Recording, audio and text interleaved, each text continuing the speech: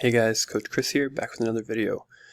Played another tournament this weekend and went much better, played much better chess, and here's how round one went. I had the white pieces, rating took a massive hit after the last tournament, but I'm 17-15 playing a 13-52. Opened with d4, opponent responded d5, c4, attacking the center. It's called the Queen's Gambit. If you haven't seen it before, it's not really a true gambit. The easiest way that white can get the pawn back is to play e3, and then if black insists on trying to hold the pawn, then you can undermine, and then if black tries to reinforce with a6, then that loses the rook. And if they try to hang on with c6, for example, then we can take, and it loses a piece. Black typically blocks on c6, but it's not much help. So not a true gambit, and so since white can get away with this, white often gets a superiority in the center, because when these pawns get traded, white will be left with two center pawns and black will be left with one.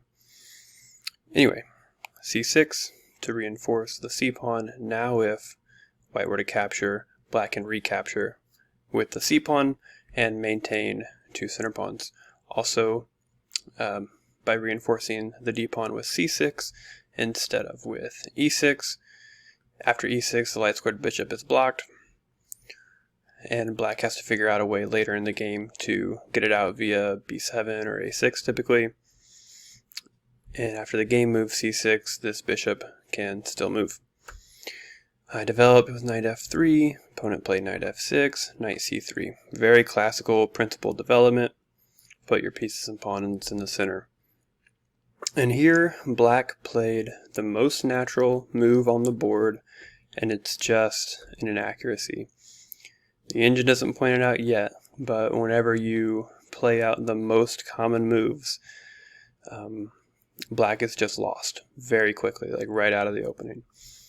And the problem with bishop f5 right away, and again it's a very, very common mistake, so there are a lot of free points to be had here if you play this line with white.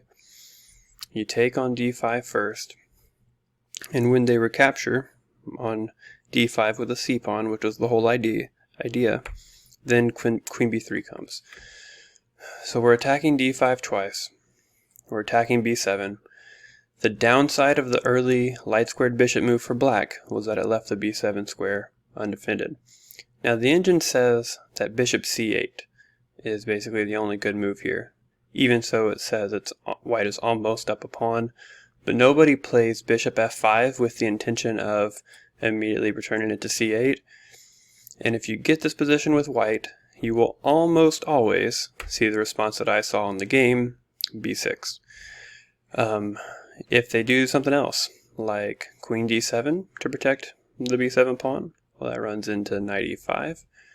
If they play queen c7, for example, doesn't really help for reasons that we'll see in the game. Also runs into later bishop f4s and rook c1s. But let's look at the most common move for this position, b6. This is what my opponent played. The problem with b6 is that it critically weakens this light square diagonal leading to the king. That b7 pawn was pretty important. It needed to support a knight on c6. And the way you exploit this is a well-known opening sequence, is e4. Immediately opening up the position. We're on move 7 and the engine gives +5, and material is still equal. I mean, just wild. And bishop f5 is such a natural move. So e4, the idea is we want to get the piece that would be best equipped to exploit this light squared diagonal, our light squared bishop, onto that diagonal as soon as possible. You do that with e4, forcing black to take time because we're hitting his bishop. He took, again, the most natural move. Now our knight is attacked. Knight e5, threatening checkmate, and also controlling two very important central squares. Now, most of the time, I think what you'll get in this position is e6, and then let's say bishop b5, and then if knight bd7, then one of the ways to win, not the only way, is bishop g5. So we're pinning the defender of the d7 knight, and then if, for example, bishop e7, then again, one of the ways to win is to remove that defender and then take the knight. So I think that's probably what you'll get most of the time. Instead of playing e6, my opponent played bishop e6, hitting my queen. But I played bishop b5, which was the plan all along, and my opponent developed the piece and blocked the check. However, that prevents black's queen from controlling d5, and so now I can play d5 with tempo, hitting his bishop. Opponent played bishop f5, and here I took a really long time. I was just sure that g4 was the move here, but couldn't make it work. Hadn't looked at this line in a long time. G4 is the move if opponent blocks with this knight. You can play d5, and then if bishop f5, now g5 works, although it looks like I must be confusing my lines. The idea is to get the bishop off the diagonal, and play can continue like this. Anyway, so I tried really hard to make g4 work. Engine still says it's fine. I think it's like +2-ish. Yeah, something like that. But more natural is what I played. Engine says just castle and chill and enjoy the fact that black can't move any of his pieces. But I really wanted to exploit this pin. And the way I wanted to do that was to drive this bishop off the diagonal and hit this knight. And the way I wanted to do that was with h3. The idea is g4 hitting the bishop, g5 hitting the knight, win the knight, end the game. Opponent played a6, but just bishop c6, and again that move comes with tempo. Black moved the rook away to c8, and now the g-pawn can come forward. When the engine says that black's best option is to go into this position, you know something has gone very wrong. So what my opponent did was bishop f5, trying to hang on to this knight, and I just took the material. And after a series of trades, white is up a piece. And what I decided to do first before I took the e-pawn was to develop my last minor piece. I did not want to fall behind in development. I thought I might want to castle queenside if it were available to me. I just wasn't thrilled about opening up the e-file by taking the pawn yet, so I first developed the bishop and put that bishop on the e-file. Opponent played b5. By the way, I didn't want to take this pawn or this pawn yet because while I am up in material, this bishop can come out pretty quickly. If black gets castled and puts the f rook on the e-file, then maybe my king ends up being in trouble. So I just played bishop e3, b5. Now I felt like it was safe to take the pawn. And here, opponent played bishop e7. That runs into d6, and black can't really take this pawn because this is a nasty pin, and white can continue to pile up on this piece. And at minimum, even if white were just completely winning more material here, then all the trades benefit white because white has an extra piece. The win condition for white is trade off all the pieces and win the endgame with your extra material. Opponent didn't go for that. Opponent should have played bishop d8 and just hope. Instead, opponent played bishop f8. And this is a move you just cannot survive after playing, because your bishop literally has no squares and your rook can't develop.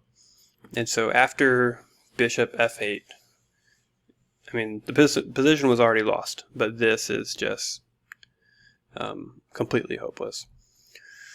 Rook d1, just nailing down that d6 pawn, threatening knight c5. Knight c5 is a threat because it would hit the queen. Once the queen moves, d-pawn goes forward with check, protected by the rook. Opponent played rook c6 to attack the d6 pawn, but that doesn't stop knight c5, and opponent sacrificed the exchange. Now the pawn is very safely defended, and it's sad, but really Black's only move here that he could come up with was queen e6, but that's just exactly what I wanted to see. We trade queens, which I'm very happy to do, up material, but more importantly, the exchange frees up the d-pawn to run. And for example, if Black tries to blockade the pawn, bishop b6 is just game over. So after d7, my opponent resigned. So really, Black went wrong right out of the opening. Like I said, this is an extremely common mistake for lower rated players to make. It's such a natural move, bishop f5. For this reason, people who want to develop the bishop to f5 early, like me, this is the line I play, you first have to capture on c4. And then white typically plays a4 so that Black can't reinforce the pawn with b5, and then after e3, bishop c4, that's how white plans to get his pawn back. The main line runs bishop f5, which is now safe. There's no queen b3 attacks because the pawn on c4 controls the b3 square. e3, bishop e6, bishop takes c4, and Black has a little less space, but all the pieces make sense. And Black will look to engineer a c5 or e5 break. But bishop f5 on move 4, when you follow up with the most common moves, is just it just is losing after b6. The key idea to remember is that you have to open up the position immediately, get your bishop onto that critical diagonal. After Black takes and frees up knight e5, controlling the critical squares and threatening checkmate, then there are multiple ways to exploit this position. Like I said, typically I think you'll see e6 more often here, and I showed you one line that results in the win of a piece. Engine also has some early g4 ideas based on the same exploitation of the diagonal. If you can deflect these pieces from controlling the key squares, then this king is very, very uncomfortable. You can check out those complications more on your own. But yeah, key thing to remember from this game after this extremely common sequence is you take and play queen b3. Alright, so really nice first game of the tournament. Was very happy when I saw bishop f5. Nice to basically have a free win out of the opening. And yeah, good way to start the tournament. Played better chess, and this was a good way to start. So hope you enjoyed the video, hope you got something out of it. Keep grinding those tactics.